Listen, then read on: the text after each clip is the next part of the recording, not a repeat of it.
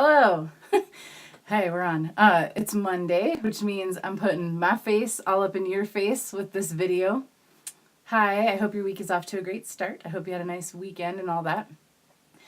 So I wanted to give a quick recap about why I'm doing these videos and like who they're for and what they're about. I know in my first video I had framed it as sort of a walking with me while I build this business from the ground up and all the obstacles and feelings and things that come with it, and kind of having someone that's right there with you as you're doing something similar, maybe. But what I'm realizing is I have more to talk about than that in these videos, and so yeah, I just want to share more of where I'm coming from with this. So as you know, I think you know, I'm a woman in recovery from drugs and alcohol and homelessness and mental health stuff, and so I've got over 4 years sober. I used to be addicted to heroin, and I was a really hardcore blackout hot mess alcoholic. So a lot of the stuff that I talk about might seem like no duh to a lot of people, but maybe you've heard about how people when they use drugs, they kind of shut off emotionally and developmentally at whatever age they started using at. So then when you get sober, you're kind of like this grown-ass person that knows a lot of really adult things, but then you're also like 16 or 15 in a lot of ways. So for me, I got sober when I was 32, and I could do a lot of really fucking grown-up shit. Like I can go figure out where a freight train is going, and I can get on it, and I can ride it hidden to somewhere for free. I know where to sleep if I'm homeless. I can find safe places to sleep and stay. I know how to get food anywhere. I know how to navigate a new city. I know how to make friends. I know how to take the bus. I know how to be in shady neighborhoods. I know a lot of really handy survival stuff. I know how to build things. I have a lot of really great tools, literally and figuratively.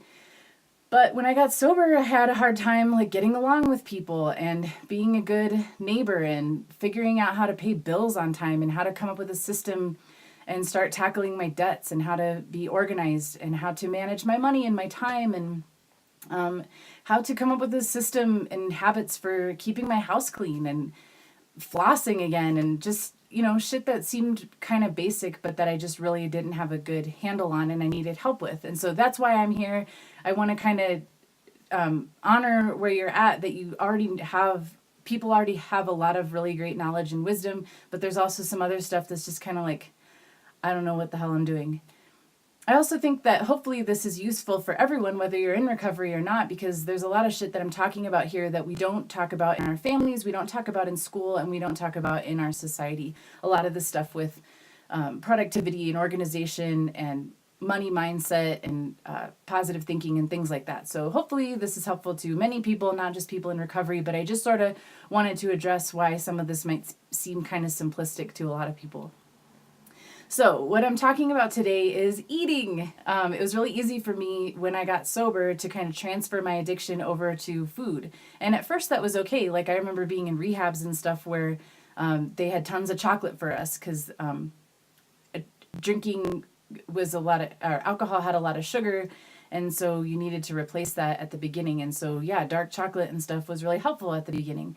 But I found really quickly that I used food definitely as another addiction. Like I remember dating this guy who really didn't have a sweet tooth, and he had no chocolate in his house. And I was getting so fiendy about it. I was thinking about it like an addict. Like, oh, as soon as I get home, I can get high, basically. Like that's what it started to feel like. And it wasn't happy. It was very unhappy kind of eating. It was like standing at the fridge and just taking like more and more bites of whatever, or chocolate or whatever it was. So, and then, I worked at a job that was really emotionally draining, and I definitely used food to stuff that down. And I would eat to the point of feeling really physically uncomfortable.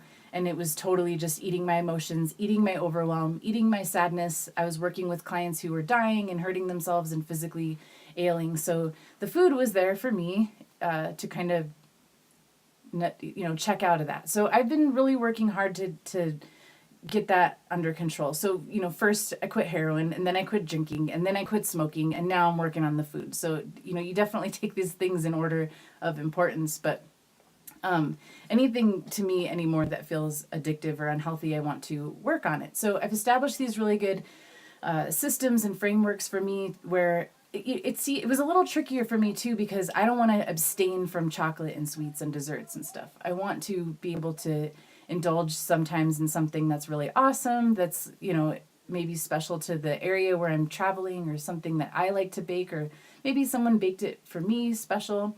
I didn't want to just totally, have it completely out of my life. Whereas with alcohol and drugs, I have a hard and fast, like, zero tolerance rule for any of that stuff, because I know myself and I know how I work, and there never will be, there never has been any sort of like just one drink, or just using at parties, or, just a drag of a cigarette. Like, I always had to have all the beer, all the whiskey, all the drugs. So for me, with that, I had to just say no to everything. And that makes it really easy in a way. It's just, I don't do that, period, end of story. You create like a whole new identity around it. I don't drink, I don't smoke, I am a non-whatever. But with food, I had to figure out a way to balance it out. And obviously, you can't just stop eating. And so if you have an unhealthy eating habit with all the food, then you've got to figure out a way to put some balance in that, which I think can be harder than just abstaining completely. But anyways, I found something that was working for me. And then these last couple of days, I've just really had the blues. I've just been feeling sad, and I've been having bad dreams. And I think the breakup thing is still biting me in the ass.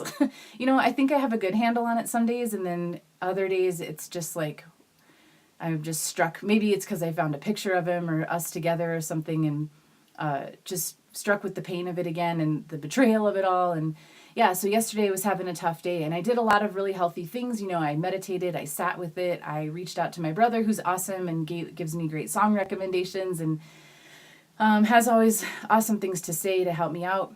I went on an hour-long bike ride, and then I eventually just ended up in blankets watching funny TV shows. And all this time, all these hours, I'm like, I just want something sweet to eat. I want some chocolate, I want some ice cream, I want something.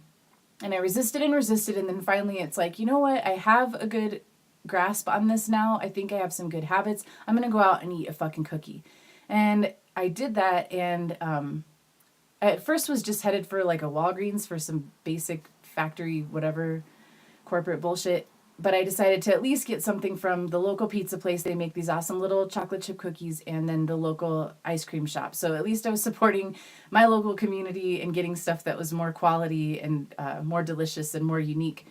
But yeah, there comes a point where you have to kind of let yourself off the hook a little bit, and we can create rituals and routines and habits that are really healthy and really serve us well. But if we're super rigid with them, they can end up harming us, or at least not serving us in the way that we intended. So this is why you'll hear me talk on here a lot about discipline and creating these habits. And I see it as sort of making this framework so that you actually give yourself the freedom to be able to go off road once in a while.